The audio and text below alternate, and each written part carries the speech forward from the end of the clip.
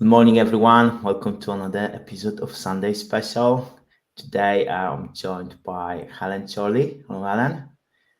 Good Uh, morning. Helen is the only person who was so well behaved at Property Investor Awards last night, and she actually made it to the Sunday Special.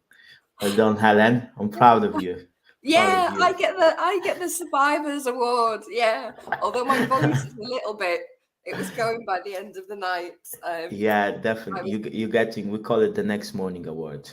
yeah, woohoo.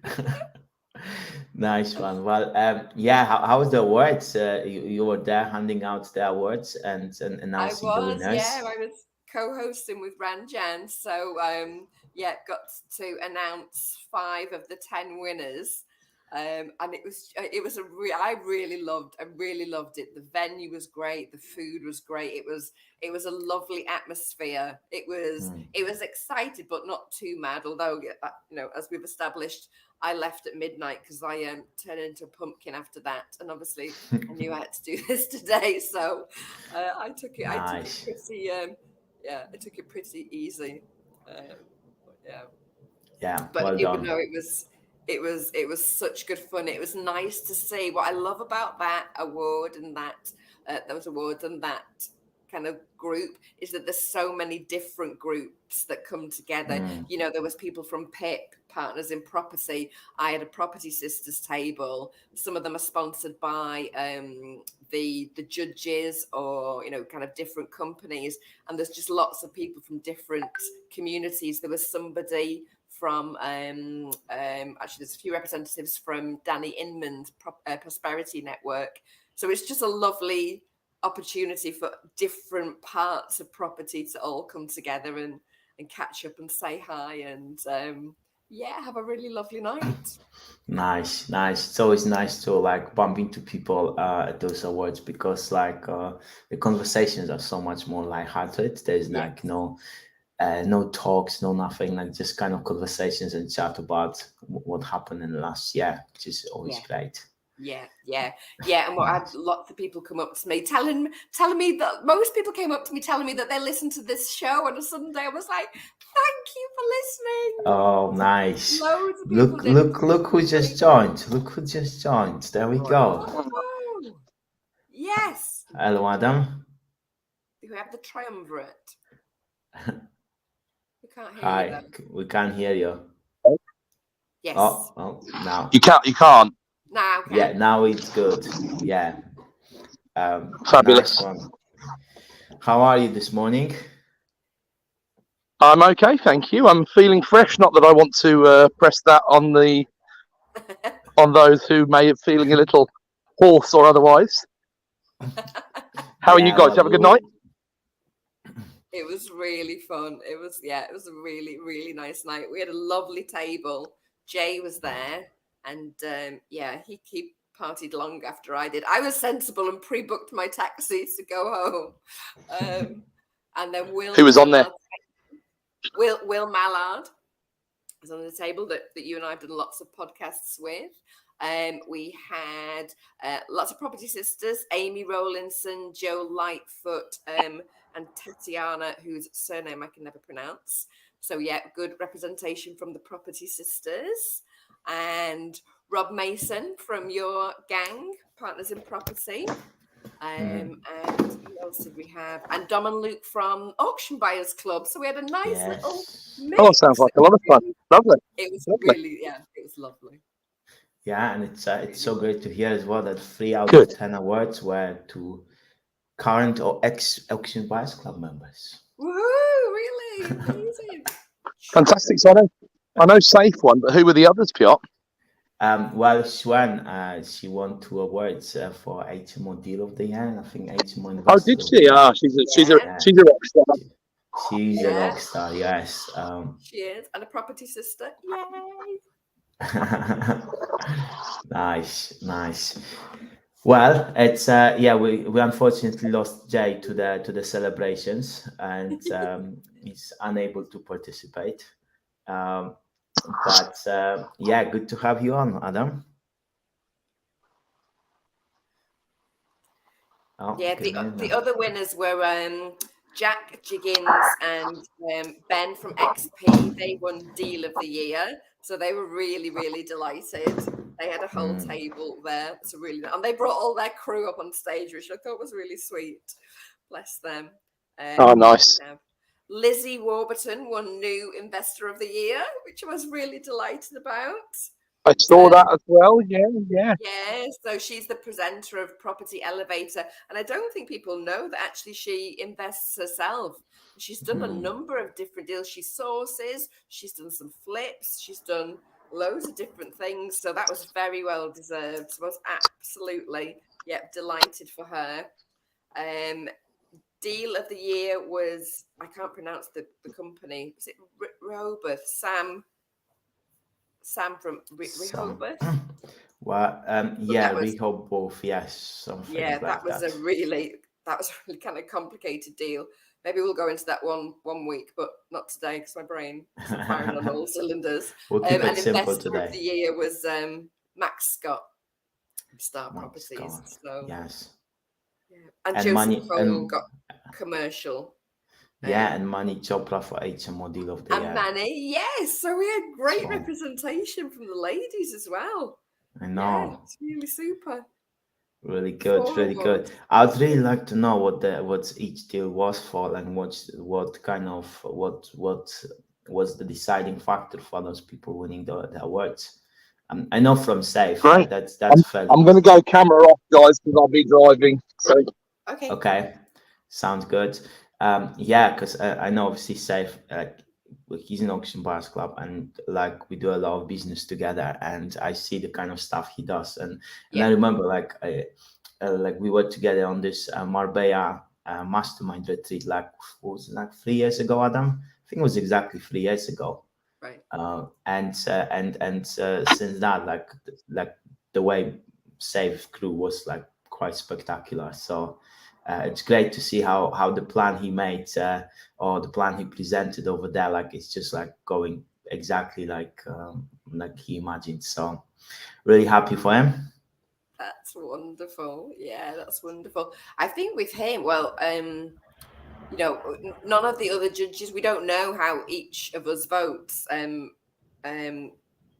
with Safe, with his application, the amount of the deals that he was doing, and they were really interesting kind of deals. So he was really impressive application. So very, very well deserved. Amazing.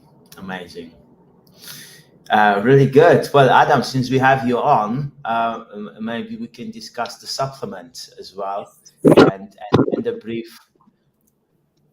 The cliff notes from the supplement, and the weather forecast. Yes, it's a bit of a long one today, I'm afraid to say. Can you hear me okay, Piotr? We can hear you well, yes. Okay, super. Bit of a long one. I got quite stuck into a bit of a soapbox, almost rant style piece, because I'm getting a bit fed up of the sensationalization of the whole cost of living thing and the property market and this and that and the other. And I suppose the central point I was trying to make was, the more likely scenario is that nothing earth-shattering will particularly happen next year as people start to sort of turn their thoughts towards predictions for the next 12 months.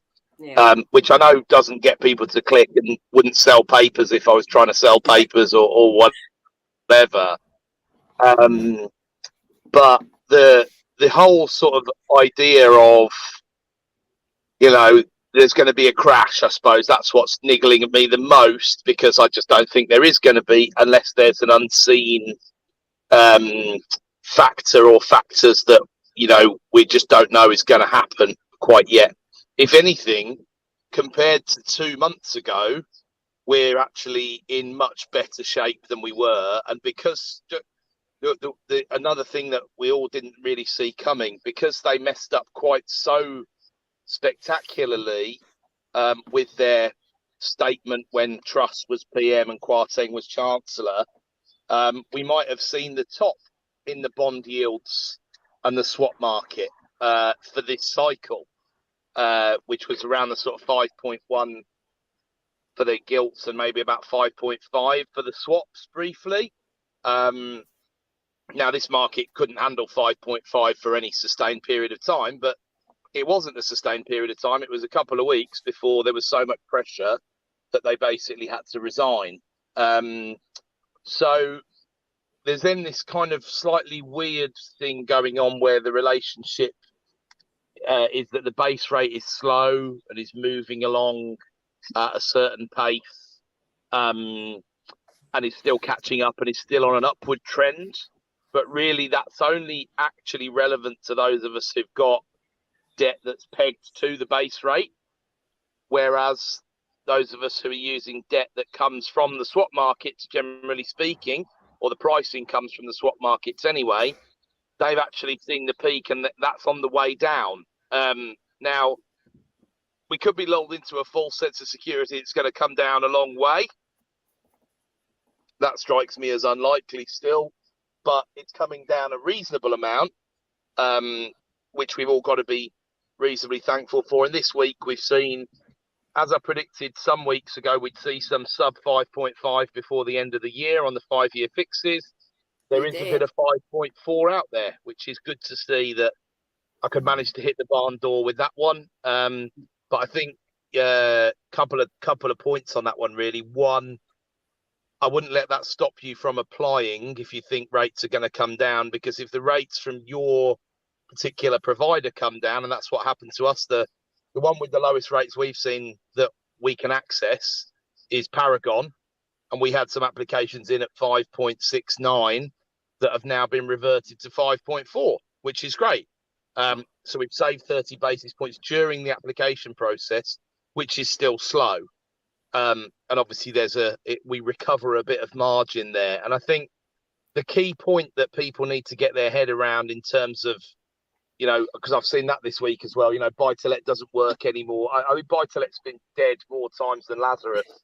But the reason why it will always survive is that the income and the total returns from the property will morph, and the way they're going to morph over the next 5 years is in rental growth, generally speaking, because capital growth, I think, will have a reasonably tough time. I'm not bought into the fact that prices are going to fall a lot, as I've said, but you can make these sweeping statements like I've said, prices should go down. But my forecast is much more in the sort of 3 to 5% region than it is in the 10 to 20% region, like a lot of the banks and investment houses and commentators are saying. So that's if prices going down scares you on its own before you even ask the question about how much do they go down, then you need to ask different questions. You need to reframe that, I think, in your head.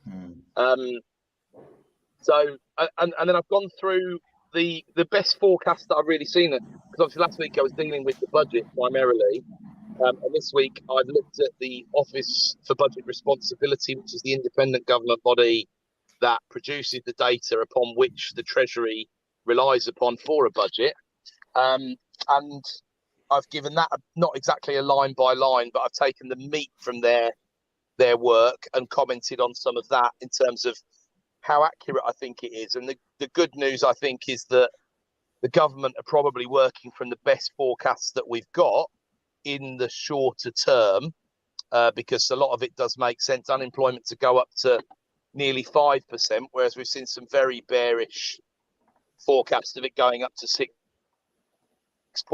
or 7.5. And they think a year-long recession, which, remember, is already upon us, because Q3 there was a drop in output, and Q4 inflation is so very high that, remember, inflation is measured by real GDP. It's mathematically impossible for us to grow beyond a level of sort of 11% inflation in this quarter, so a guaranteed recession. But they think about 4 quarters long, which means we're out of it by this time next year, which I think is a bit of a positive.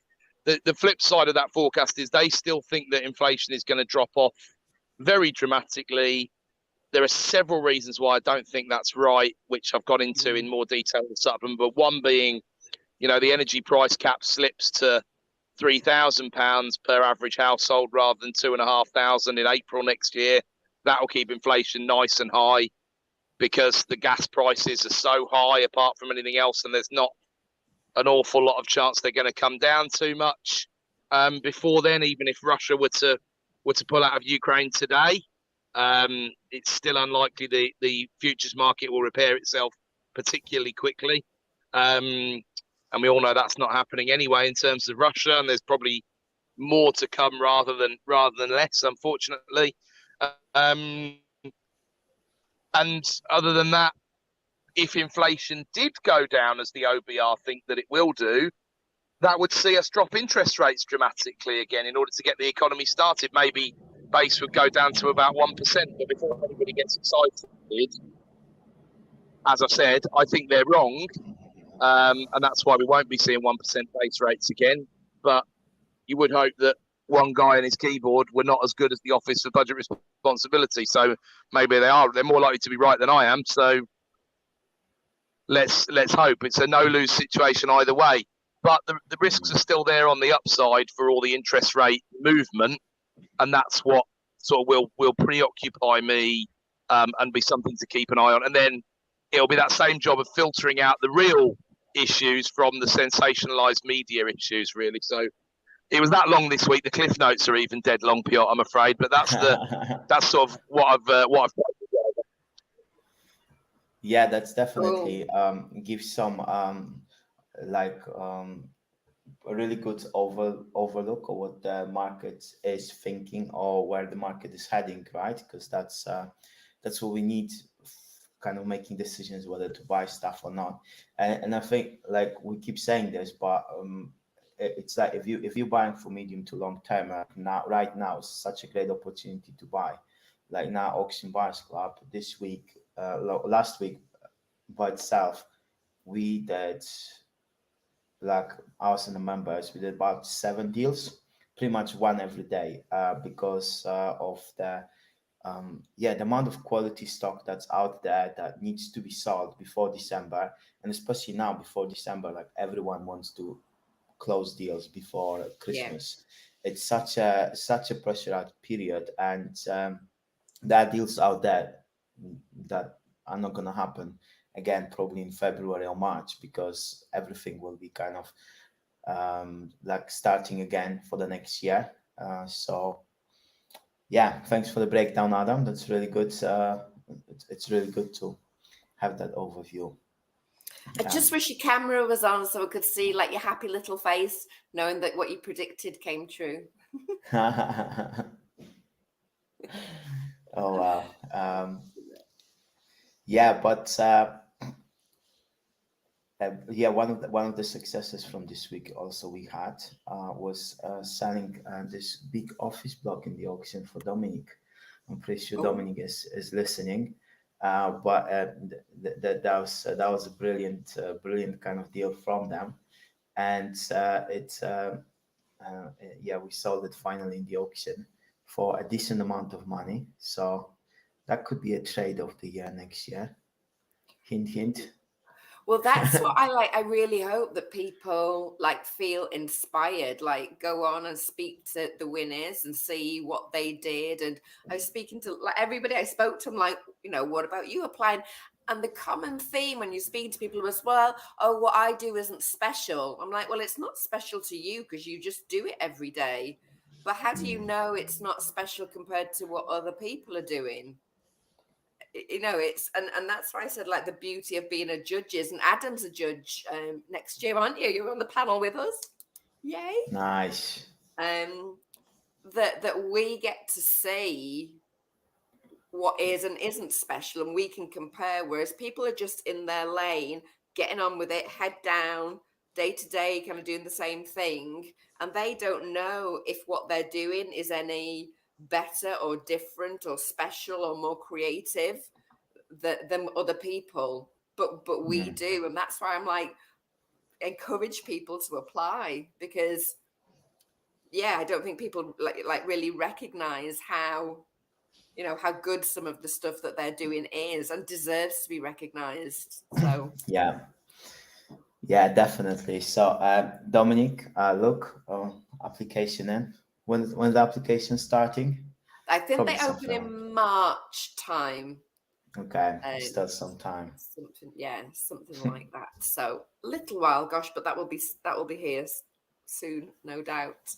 And then but then you've got a long time to get the applications in till Like July or kind something. of the end of the summer. Then the judging days, we have 2 judging days in September, and then the awards in November, like last night. Nice. So yeah, Nice, really good, really good. Looks like we lost Adam. My felt he's done his job and he left. he did. No, He came on, he delivered. he came on and delivered, and obviously everyone can catch up on them on the supplement on partners-property.com, the blog site, the blog post that Adam does. And yeah, it looks like Adam is back. Welcome back, Adam. I thought you left for good.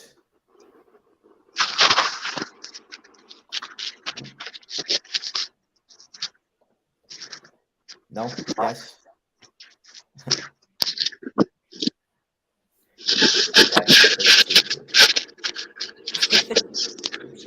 Oops. Sorry. Yeah, we had a lovely chat with some of your other Auction Buyers Club members and past members too. Ed was there. Ed's watching this morning. Morning, Ed. Lovely to see him too. Yeah, we're in a deal with Ed on this Bristol warehouses. I think by March, I think we'll be ready to submit an application. Oh, yay! Fabulous. It's looking good so far. Yeah. Well, let's. I think this morning is quite a difficult one to kind of make this Sunday special kind of very interactive and stuff, because number one, it's our special Jay is out of the game. Adam is driving. And also I think a lot of the listeners are hungover today. So I think probably Ross is on a plane. Ross but is yes, on a I plane. think there will be a lot of sore heads this morning. Yeah. Yeah. But it's kind of a good night. So got Ross commenting. It's a good sign. Good morning. Good sign. And yeah, but I do feel like a lot of people are suffering this morning. I think we should. Yes, correct. She's saying, yeah, she's got a sore head. Yeah, it's great form. She's also on our table. Yeah.